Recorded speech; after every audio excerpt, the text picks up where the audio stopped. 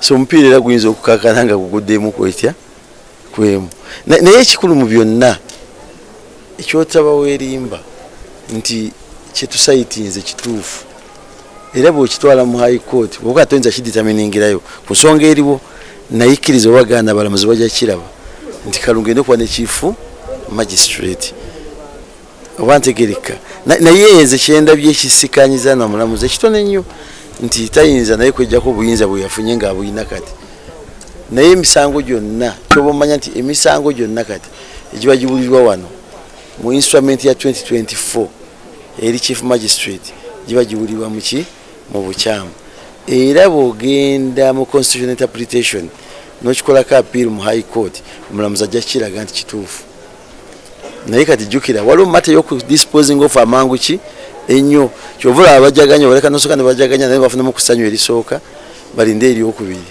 nze kisooka sisobola kubba kalulu era sikabbangako ekyokubiri be navuganya nabo bonna k'ab'ekiganda twa DR forms alina nange zenkola ki zinina ne bw'obuuza oninyini yazza asaba eri kawundi declaration forms zaalina naffe zetukola ki zitulina naye sisobola kwogera bigenda mu application nga tebaloya nga tebanagikola ki gyogera mbanga bajjeeko amaanyi n'olwekyo ekyo nze obulamu bwange bwonna ntambula naki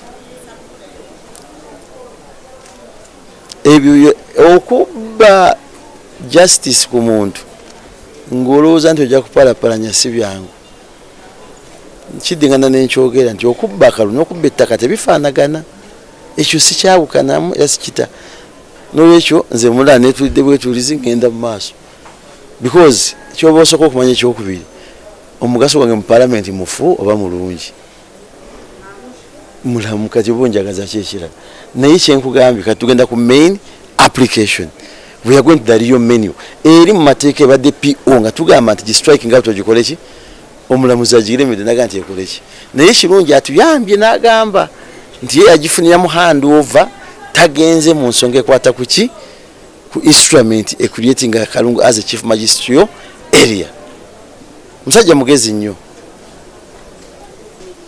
no it cannot happen and will never take place by the way Kalungu Kyagulanyi one I did win. I've been contesting for some time. I can never delve in rigging of votes. That's why if you ask Twaha Kiganda to show his declaration forms, they are the same as mine. If you ask Kibali Kudembe, they are the same. I don't know whether it's the same with Birimuye. And even the petitioner himself, the applicant, his declaration forms are the same as mine. So his interest is because I got below 50, which was a mandatory recount, which he never achieved in Kalungu. But of course, some people bank on being in parliament as a source of income. I'm in parliament to legislate. Those are two different opinions. So my focus is not about being in parliament to amass wealth. I'm there to legislate. Hence the good performance. Others are looking for parliament for survival. Because if you see that someone won you, even in his affidavits, there is no way he clearly indicates that Sewungu cheated him in this particular polling station. The whole of his affidavit is full of hearsay. But I don't want to delve into that matter because it is coming in the afternoon to listen to the main application with my lawyers. And you have seen them, they are candid.